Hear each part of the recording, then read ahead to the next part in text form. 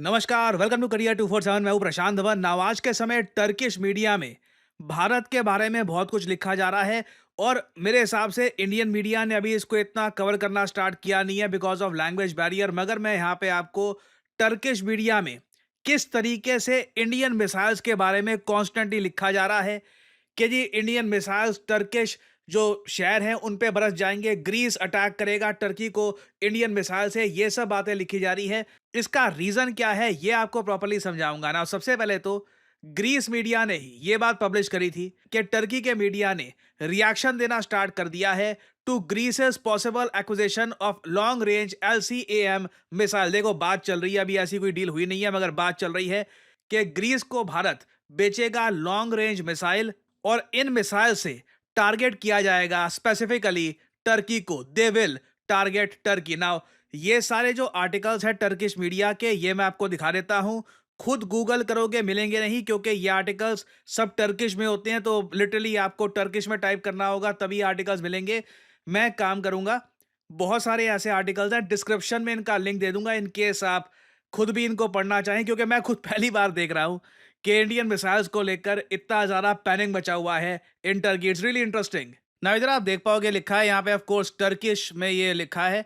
Turkish में ये लोग इंडिया बोलते नहीं है, इंडिया को ये लोग कहते हैं हिंदुस्तान। जी हाँ, हिंदुस्तान नहीं, ये टर्की में कई सदियों से इस इलाके को ये हिंदुस्तान कहते हैं अपनी लैंग्वेज में। तो अगर मैं ट्रांसलेट करूं यहाँ पर ये article into the English language, तो इधर यहाँ पे आप देख पाओगे लिखा है, इज टर्की द टारगेट? क्या टर्की को टारगेट किया जा रहा है?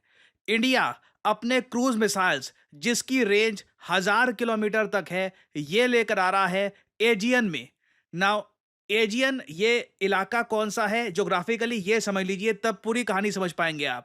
नाउ इधर आप देख पाओगे ये है एशिया का मैप और ये है हमारा प्यारा भारत, और यहाँ पे आपको दो बहुत ही इंपॉर्टेंट देश दिख जाएंगे, ग्रीस और टर्की। नाउ दोनों देश नेटो के पार्ट है। अगेन मैं हंस ये रहा था, अभी आपको पूरा आर्टिकल दिखाऊंगा।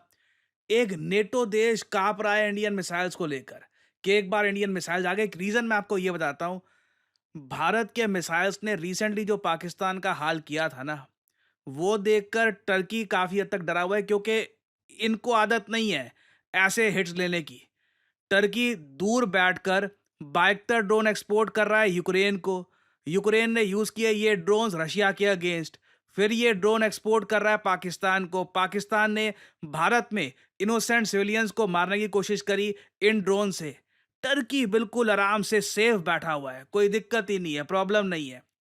सडनली जब इनको आहट भी आती है ना कि जो पाकिस्तान में हुआ था इनके साथ भी हो सकता है in the future, they get agitated, और इसलिए लगातार इनका मीडिया ऐसे आर्टिकल पब्लिश कर रहा है और लिख रहा है कि एजियन में भारत के मिसाइल आ जाएंगे। एजियन देखो, ग्रीस और टर्की के बीच का जो ये आपको इलाका दिख रहा है, ये वाटर बॉडी आइलैंड वगैरह सब, इसको कहा जाता है एजियन एरिया। एक्चुअली एजियन सी है यहाँ पर पूरा ये। और इतिहास में आप अगर देखो ग्रीस टर्की के बीच में जो भी बड़ी वॉर्स हुई हैं ये एजियन सी में ही हुई है। ग्रीस और टर्की इवन दो दोनों नेटो मेंबर्स हैं, दोनों एजियन सी में अपनी मिलिट्री डिप्लॉय करके रखते हैं, क्योंकि दोनों कंट्रीज को एक दूसरे पर शक है कि कभी भी एजियन से एक बड़ा अटैक हो सकता है।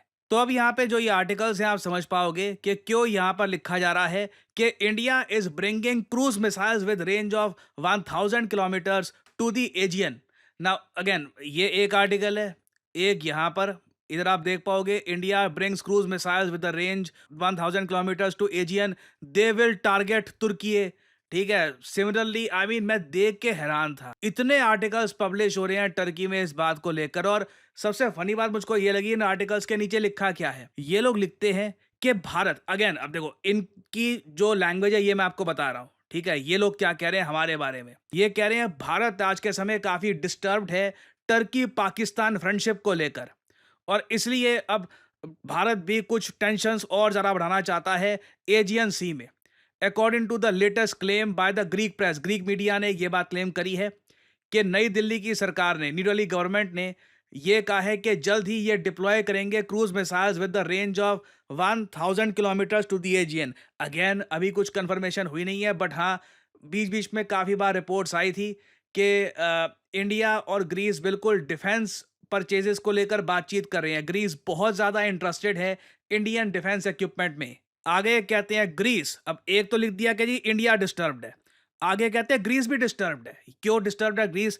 ये कहते हैं कि टर्की की जो प्रेजेंस है ईस्टर्न मेडिटेरेनियन में, प्राइमरली एजियन के आसपास, उसको लेकर ग्रीस डिस्टर्ब्ड है इनके हिसाब से। Continues to closely monitor every weapon that could be used against Turkey around the world. Greece दुनिया भर में हर देश का इनके हिसाब से दरवाजा खटखटा रहा है कि कहीं से कोई वेपन इनको मिल जाए, और जितने वेपन इनके पास इकट्ठा हो पाए इकट्ठा कर रहे हैं ताकि टर्की पे एक दिन ये यूज किए जा सके। आगे ये भी लिखा है कि ग्रीस का लॉन्ग टर्म प्लान ये है कि सिंस टर्की के पास S-400 मिसाइल डिफेंस सिस्टम है ना, जैसे आप लोग जानते हैं, अगर आपको पता नहीं है तो मैं आपको बता दूं, टर्की, चाइना और इंडिया, ये तीनों कंट्रीज ने रशिया से S-400 missile defence system purchase किया। आई थिंक टर्की का एक बहुत अच्छा डिसीजन था S-400 परचेज करने का, उसके काफ़ी इनको बेनिफिट्स मिले हैं। और ग्रीस का प्लान ये है कि अगर S-400 मिसाइल डिफेंस सिस्टम को चुनौती देनी है तो ब्रह्मोस मिसाइल इनको चाहिए होगा। ये बात ऑफ कोर्स यहाँ पर क्लेम करी गई है कि ग्रीस ने आंखें बनाकर रखी है कि 300 किलोमीटर वाला जो वेरिएंट है ब्रह्मोस मिसाइल का,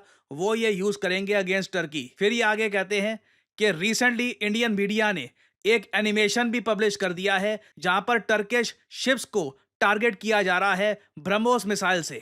और देखिए, भारत में आज के समय बहुत सारे मीडिया हाउसेज हैं। बिल्कुल कुछ शॉट्स सामने आई थी जहां पर ब्रह्मोस मिसाइल्स इवेंचुअली जो ग्रीस को मिलेंगे वो यूज़ कर रहे हैं टर्की के अगेंस्ट, ये दिखाया गया था। This was shown. तो उसको लेकर भी यहाँ पे काफ़ी पैनिक सा मचा हुआ है। और ओवरऑल अगेन अभी डील हुई भी नहीं है। पहले से ही मैं यहाँ पर देख रहा हूँ कि इनके मीडिया ने अपनी जनता को डराना स्टार्ट कर दिया है कि प्रलय यहाँ पे आने वाली है। नाउ अगेन इन लोगों को एक बार को ये भी सोचना होगा, जब ये लोग बाइकर ड्रोन बेच सकते हैं पाकिस्तान को और पाकिस्तान वो ड्रोन यूज कर रहा है इंडिया के अगेंस्ट, क्यों ना हम अपने क्रूज मिसाइल ग्रीस को बेचें? Why not? ये क्या टर्की के पास कोई जस्टिफिकेशन है इस डील के बारे में मना करने की कि ये डील नहीं होनी चाहिए वगैरह? मुझे तो लगता नहीं है। देखो, दो देश हैं, टर्की और एजरबाईजान। इधर देख पाओगे आप, टर्की है और ये एजरबाईजान, दोनों पाकिस्तान के बहुत बड़े सपोर्टर हैं। एजरबाईजान के अगेंस्ट आर्मेनिया को भारत ने वेपन्स बेचना स्टार्ट कर दिए हैं और अभी हम और बहुत सारे वेपन्स आर्मेनिया को सेल करेंगे। फ्रांस भी सेल कर रहा है। टर्की की बात जो यहाँ पे है, टर्की का आंसर ग्रीस है और इन द फ्यूचर डेफिनेटली मुझे लग रहा है ना सिर्फ ग्रीस। अभी प्रधानमंत्री मोदी, आपको याद होगा, साइप्रस गए थे। मैंने इस पर वीडियो भी बनाई थी। जो ये विजिट्स वाली वीडियो है ये देखा करिए, क्योंकि इससे आप ना भारत की जो रणनीति है ये भी आप समझ पाएंगे। हमारे लिए बहुत इंपॉर्टेंट है कि टर्की को एक प्रॉपर मैसेज भेजा जाए कि आप अगर हमारे अगेंस्ट जो कंट्री है उनको वेपन्स प्रोवाइड करोगे, हम भी उसके बदले में आपको सेम ट्रीटमेंट देंगे। अब एक बार को यहाँ पे आप कह सकते हैं चाइना का क्या? देखिए, चाइना एक बड़ी चुनौती है। चाइना से डील करना ऑब्वियसली ज़्यादा कॉम्प्लिकेटेड है, क्योंकि यूएस में डोनाल्ड ट्रंप जैसे प्रेसिडेंट है जिनकी खुद की रणनीति एक प्रॉपरली क्लियर है नहीं कि वो करना क्या चाहते हैं। एक दिन बोलेंगे कि चाइना से बुरा कोई देश नहीं है, अगले दिन कहेंगे कि मैं शी जिनपिंग की बहुत इज्जत करता हूं और उनके साथ ट्रेड डील करना चाहता हूं। तो आई थिंक अभी यहाँ पर इंडो पैसिफिक में ना, जब तक तो कोई स्टेबल अमेरिकन लीडर नहीं आता जिसकी एक क्लियर पॉलिसी है चाइना के बारे में, तब तक मुझे लगता नहीं है कि हमें यहाँ पर एक बड़ी अपॉर्चुनिटी मिलेगी against China. But again China ने जो किया है, I think in the future अगर हमको अपॉर्चुनिटी मिलती है तो चाइना को भी हम सेम बात वो फील करवाना चाहेंगे कि made in India missiles use हो रहे हैं चाइनीज फाइटर जेट्स और डिफेंस इक्विपमेंट के अगेंस्ट। तो खैर, तो अगेन चाइना के अलग यहाँ पर केस है। बट टर्की की अगर मैं बात करूं, टर्की ना सिर्फ पाकिस्तान को वेपन्स प्रोवाइड कर रहा है, जो बांग्लादेश में कांस्टेंट रेडिकलाइजेशन हम देख रहे हैं उसके पीछे भी टर्की का रोल साफ साफ नजर आ रहा है। So Turkey is a problem for India. और आने वाले समय में आप देखोगे, आई थिंक इंडिया और ग्रीस की जो डिफेंस डील है उससे रिलेटेड जैसे जैसे न्यूज आती रहेगी, टर्की में पैनिक लगातार बढ़ता रहेगा कि अब इंडिया की स्ट्रैटेजी क्या है अगेंस्ट टर्की। तो अभी बहुत सारी अपडेट्स आएंगी इससे रिलेटेड। कुछ न्यू अपडेट्स आती है तो मैं आपके लिए वीडियोस लाता रहूंगा। आप लोग यकीन नहीं करेंगे कितने सारे लोगों से मैं मिलता हूं और उनसे बात करता हूं और उनका एक ही सवाल होता है कि करियर में अब क्या करें। यू नो व्हाट, मुझे मैथमेटिक्स इतना अच्छा लगता नहीं है, कोडिंग वगैरह सीखने में मेरा मन नहीं लगता, मुझे कुछ और एक मतलब क्रिएटिव जॉब जहां पे मैं अर्ली स्टार्ट कर सकूं वैसा कुछ सजेस्ट करिए। वेल, मैं यहाँ पे आपको बताना चाहता हूँ डिजिटल मार्केटिंग के बारे में। डिजिटल मार्केटिंग के अंडर आपका करियर कैसा हो, इस फील्ड के अंडर आप बन सकते हैं डिजिटल मार्केटिंग असिस्टेंट, आप बन सकते हैं एक एसईओ राइटर, आप बन सकते हैं सोशल मीडिया स्पेशलिस्ट, आप बन सकते हैं एक एसईओ मैनेजर, एक कंटेंट मैनेजर। डिजिटल मार्केटिंग के अंडर आपको जॉब मिल सकती है वेरियस सेक्टर्स में, और ये जॉब्स लगातार बढ़ती जा रही हैं। एंड सिमिलरली आप देखोगे डिजिटल मार्केटिंग के जो कोर्सेज हैं ये भी दुनिया भर में, चाहे यूएस हो, यूरोप हो, हर जगह ये कोर्सेज बढ़ते जा रहे हैं। और आप एक बात नोट करिएगा, ज़्यादातर जो ये कोर्सेज हैं बहुत ज़्यादा महंगे होंगे, सिर्फ इंग्लिश लैंग्वेज में होंगे, और ये कोर्सेज बहुत छोटे होते हैं। 2-3 महीनों में ना हो गया कोर्स हो गया आपका, आपको बस आगे भेज दिया जाएगा। करियर 247 पे आज के समय सबसे ज़्यादा जो पॉपुलर और इन डिमांड कोर्स है, इंटरेस्टिंगली, ये हमारा डिजिटल मार्केटिंग कोर्स है। रीज़न मैं आपको बताता हूँ क्या है। डिजिटल मार्केटिंग एक ऐसी स्किल है जो एक एंट्री लेवल जॉब, जो एक आदमी ढूंढ रहा है, अभी अभी 12th क्लियर करी है, पहली जॉब ढूंढ रहा है, कहीं पर जॉब एक्सपीरियंस मिल जाए, उसके लिए डिजिटल मार्केटिंग बहुत ही एक इंपॉर्टेंट जरिया हो सकता है अपनी पहली जॉब प्राप्त करने का। जो ऑलरेडी लोग जॉब कर रहे हैं वो काफ़ी बार डिजिटल मार्केटिंग का कोर्स करके अपने आप को अपस्किल करते हैं, और साथ ही साथ बहुत से लोग जो खुद का बिजनेस रन करते हैं वो जानना चाहते हैं आज के समय कि डिजिटल मार्केटिंग कैसे काम करती है, खुद के ब्रांड को वो कैसे प्रमोट कर सकते हैं। और इसलिए मैं कहूँगा करियर 247 का डिजिटल मार्केटिंग कोर्स ये फ्यूचर का कोर्स नहीं है, this is the course of now.